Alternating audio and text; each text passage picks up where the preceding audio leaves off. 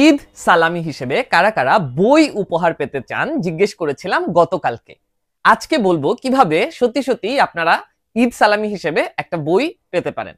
কথা প্রকাশ নিয়ে এলো একটা দুর্দান্ত অফার, যেখানে 25শে মার্চ থেকে শুরু করে 5ই এপ্রিলের মাঝে আপনি যদি কথা প্রকাশের 1000 টাকার বই সংগ্রহ করেন, তাহলে ওনাদের উপহার তালিকা থেকে আপনি পাবেন একটি বই একেবারে ফ্রি।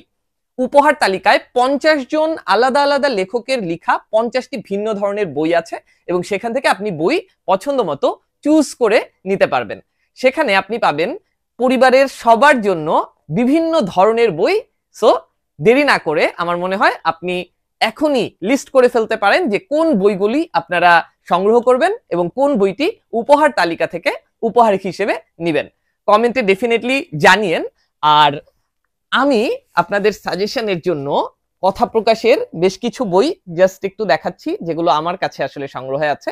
আর ওয়েবসাইটে ডেফিনেটলি আপনারা আরো বই খুঁজে পাবেন। কমেন্টে জানিয়েন।